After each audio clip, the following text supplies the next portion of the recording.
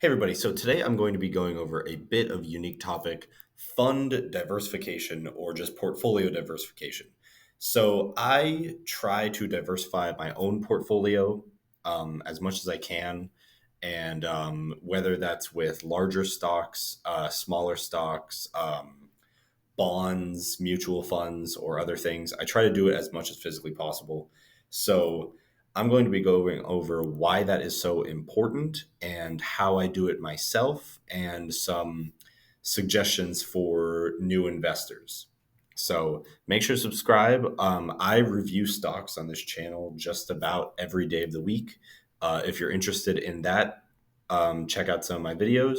Make sure to subscribe if you haven't, and let's get into it. So the first thing I'm going over is why diversification is important. So this is a screenshot of my stocks from today, and you can see almost everything is down, including the overall market up there.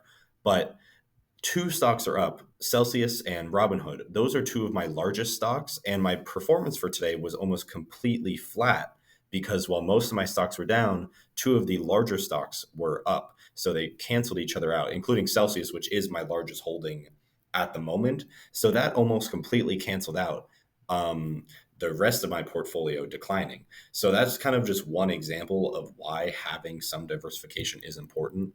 And the next thing I'll go over is basically why um, having different things in your portfolio is important, not just stocks. So this is a screenshot of what my actual portfolio consists of.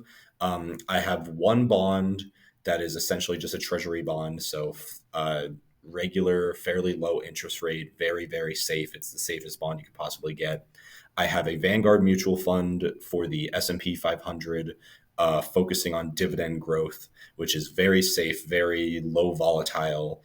It pays very good dividends. I think I get like $50 a month or something from it. I forget. I haven't checked since last month, but very good dividends, solid growth, even just on its own, and overall just really good. And then the rest, I have a mixture of stocks. Now, I mostly invest in mid cap stocks with very solid financials, as well as stocks that I would consider to be undervalued based on a technical analysis.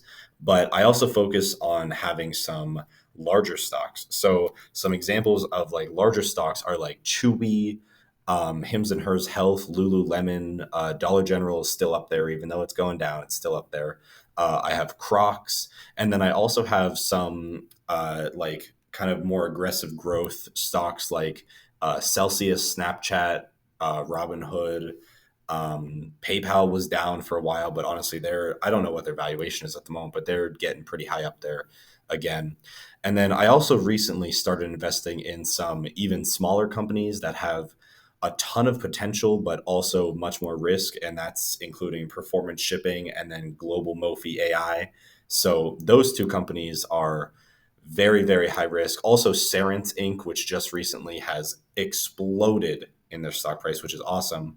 For me, at least, is fantastic. So all those companies kind of balance each other out in terms of size, in terms of amount of risk, and it really just helps balance your portfolio overall and really make sure that you're getting steady returns. So, the next thing I want to go over is some suggestions I have for new investors that are getting into investing or just aren't sure exactly what they should have their money in. So, some basic rules of thumb I have are 50% of your money should be in mutual funds, 30% in well researched stocks, another 10% in safe bonds like treasury bonds, that's really about it. Right now, interest rates are really good, so anything other than treasury bonds is just whatever. It's not worth the research if you're just getting into it at the moment. Treasury bonds are just so easy, extremely safe, and that's about it.